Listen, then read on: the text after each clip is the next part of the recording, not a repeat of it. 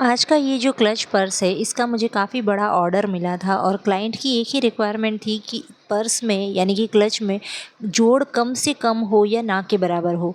तो ऐसा ही उन्हें चाहिए था, 2 से 3 पॉकेट वाला चाहिए था। तो मैंने ये सैंपल रेडी किया था, लेकिन सैंपल बनाते टाइम ज़रा जल्दी में मेरे से छोटी सी एक गलती हो गई थी। गलती क्या है वो भी मैं आपको बताऊँगी और आपको क्या ध्यान रखना है वो भी बताऊँगी। इसके बाद मैंने जब कस्टमर को ये दिखाया था सैंपल के तौर पे, तो उन्होंने इसे पास कर दिया था। लेकिन उनके ध्यान में भी मेरी चीज़ आई थी, जो कि मैंने उन्हें बता दिया कि ये गलती है और ये मैं सुधार दूँगी। नेक्स्ट टाइम जो भी आपका ऑर्डर है उसमें ये वाली गलती नहीं आएगी। तो वहाँ से फिर उन्होंने कंफर्म कर दिया ऑर्डर और फिर मैंने इसका बहुत बड़ा ऑर्डर लिया है और ये गिफ्ट में उनको देना है किसी को। काफ़ी सारे उन्होंने बनवाए हैं मुझसे, ऑलमोस्ट ये 700 पीस मुझसे बनवाए हैं। तो चलिए फटाफट से आपके साथ भी इसे शेयर कर देती हूँ। इसके लिए मैंने एक कपड़ा लिया है जिसके अंदर मैंने पेस्टिंग पेपर अटैच कर लिया है और इसकी लंबाई जो है वो 24 इंच है, चौड़ाई 12 इंच है। तो यहाँ पे जो पेस्टिंग पेपर हमने लगाया, इसमें हम फोम शीट या रबर शीट का इस्तेमाल नहीं करेंगे। अब यहाँ से जहाँ से 24 इंच है ना चौड़ाई, वहाँ से एक बाजू से हम 8 इंच पे मार्क करेंगे। ये मैंने मार्किंग कर ली है। मैं मार्कर से ही ज़्यादा करती हूँ, आप अपने चॉक से कर सकते हैं। दूसरी साइड से भी 8 इंच पे मार्क करेंगे, बाहर से अंदर की तरफ। तो ये इक्वल पार्ट में डिवाइड हो गया। अब कपड़ा 8 तरी 24 हो जाता है, तो यहाँ पे इक्वल पार्ट में हो गया। अब यहाँ पे नीचे से 12 इंच है जहाँ से, वहाँ से नीचे से हम 3.5 इंच पे मार्क करेंगे।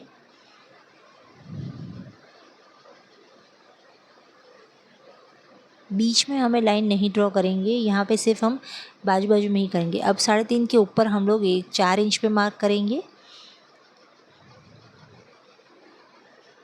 और यहाँ पे हम 4.5 पे मार्क करेंगे।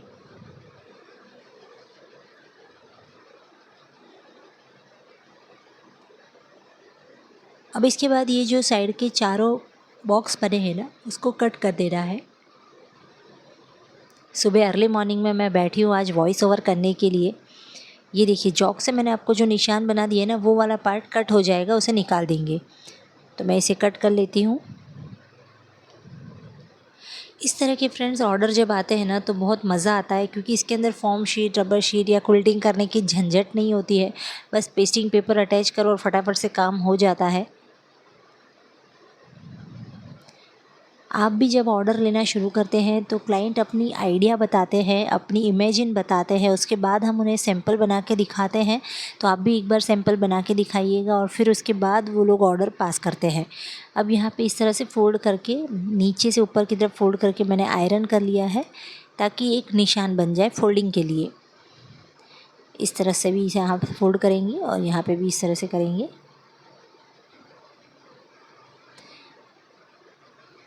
अब देखिए यहाँ पे इसको गोलाई देनी है। इसका फ्लैप यानी ढक्कन जो बनेगा उसके लिए हम गोलाई दे रहे हैं। ये ऑप्शनल है, आप चाहें तो जैसा है वैसा ही रख सकते हैं। अब ये हो गया। अब मैंने यहाँ पे एक नॉन वोवन का कपड़ा लिया है लाइनिंग के लिए, आप कोई भी लाइनिंग का कपड़ा ले सकते हैं। और इसको हम उल्टा रखेंगे, यानी जो हमारा मेन फैब्रिक है उसको हम उल्टा रखेंगे लाइनिंग के ऊपर और चारों तरफ से स्टिच करेंगे। नीचे जो मैंने निशान बनाया ना, बस उतना छोड़ देंगे। तो देखिए यहाँ पे ये वाला हिस्सा इतना ओपन है पलटने के लिए, बाकी पूरे में मैंने स्टिच कर लिया है और यहाँ दोनों तरफ लॉक लगा दिया है सिलाई को आगे पीछे करके। अब हम यहाँ पे एक्स्ट्रा जो लाइनिंग का कपड़ा है उसे कट कर लेंगे। मेरे लास्ट जो पर्स था, हैंड पर्स था, उसमें काफ़ी अच्छा रिस्पांस मिला था मुझे। और इनफैक्ट वहाँ से मुझे एक बिज़नेस इंक्वायरी भी आई थी, यानी कि ऑर्डर के लिए भी इंक्वायरी आई थी कि उन्होंने मुझे पूछा था कि अगर आप बल्क में बनाते हैं, तो उन्होंने मुझे मेल किया था। और ज़्यादातर आपको भी मेल्स ही आएंगे जब ऑनलाइन ऑर्डर्स होते हैं, तो मेल आते हैं कि आप इस तरह से बल्क में बना के देते हैं या नहीं। तो अगर आप बनाते हैं, ऑर्डर ले रहे हैं, तो आप अपने हिसाब से फिर उनको बता सकते हैं कि हाँ इसका इतना इतना कॉस्टिंग वगैरह आएगा।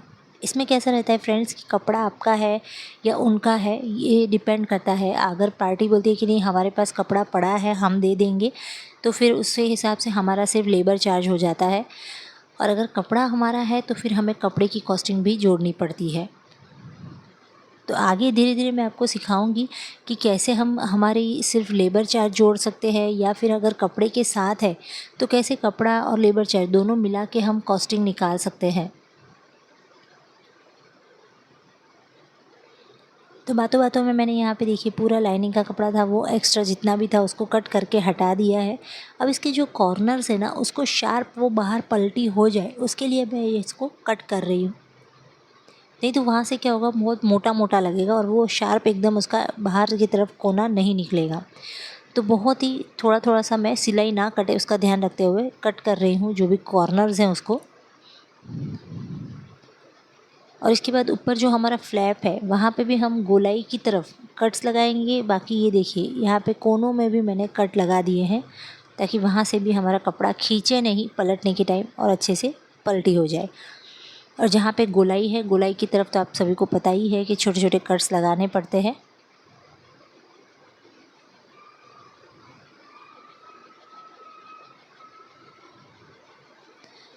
अब यहाँ से जहाँ से हमने ओपन हिस्सा छोड़ा था वहाँ से इसे पलटी करके सीधा कर लेंगे।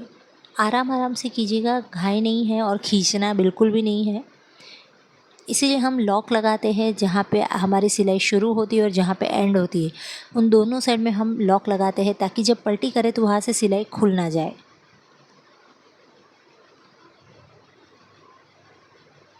यहाँ पे मैंने वीडियो में कोई भी पार्ट को कट नहीं किया है और ना ही मैंने स्किप किया है, सिर्फ फास्ट फॉरवर्ड किया है ताकि फटाफट से आप देख भी सके और आप समझ भी सके। आपके सामने ही पूरा पर्स पे पलटी कर रही हूँ।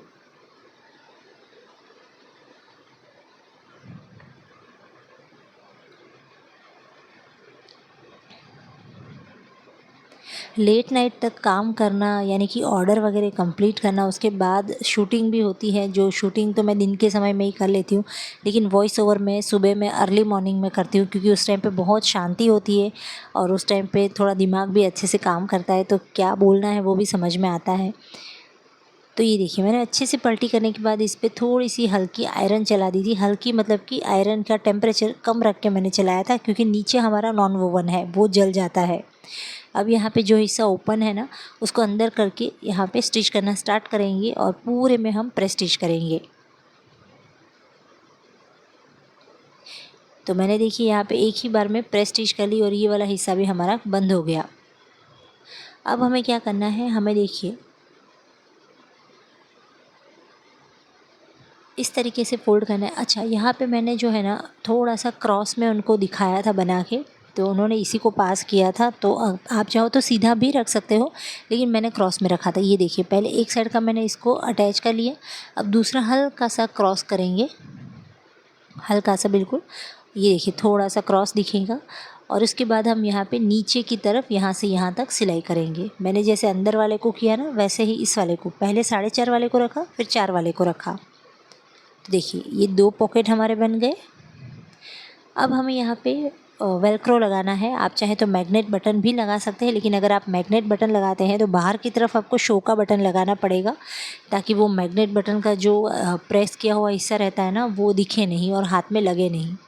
अब इसको फोल्ड करके मैंने यहाँ पे मार्किंग सेंटर मार्क कर लिया है और ऊपर से तकरीबन 1 इंच छोड़ दिया है मैंने। और फिर अब देखिए यहाँ से नीचे से इसको फोल्ड करेंगे, अब जो हिस्सा खुला है उसे, और इस निशान को सामने की साइड उठा लेंगे। देखिए आराम से सामने की साइड दूसरा निशान आ गया, तो बराबर ये हमारा सामने सामने ही आएगा। अब मैंने वेलक्रो लिया है 1 इंच चौड़ा और 1 इंच की ही इसकी लंबाई भी है। तो वेलक्रो का जो सॉफ्ट वाला पार्ट होता है ना वो हम फ्लैप पे रखते हैं और हार्ड वाला पार्ट जो है वो सामने की साइड रहेगा।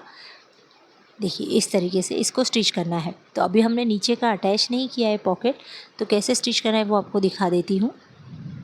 इसको ओपन करेंगे इस तरीके से और फिर यहाँ पे वेलक्रो को अटैच कर लेंगे सिलाई करके।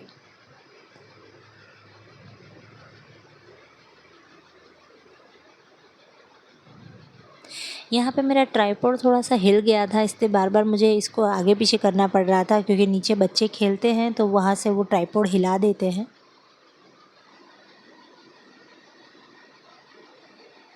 वेलक्रो का दूसरा हिस्सा जो सॉफ्ट वाला पार्ट है वो फ्लैप के अंदर की तरफ आएगा। और इसके बाद इस पर्स को इस तरह से फोल्ड करेंगे और साइड में हमें 2 सिलाई कर लेनी है, यानी ये तीसरे पॉकेट हो जाएगा। तो यहाँ से यहाँ तक सिलाई करेंगे आप यहाँ पे डबल सिलाई कर सकते हैं और यहाँ से यहाँ तक सिलाई करेंगे, ये भी डबल कर सकते हैं। अब यहाँ तक जब पर्स बन गया है तो क्या आप मेरी गलती पकड़ पाए हैं? अगर पकड़ पाए हैं तो टाइम के साथ नीचे कमेंट ज़रूर कीजिएगा कि कौन सी गलती है जो मैंने इस पर्स में की है, नहीं तो लास्ट में मैं आपको ज़रूर बताऊँगी। तो यहाँ पे देखिए ये मेरा रेडी हो गया छोटा सा क्लच, बिना फॉर्म शीट, बिना रबर शीट और बिना क्विल्टिंग किए फटाफट से बन गया ना।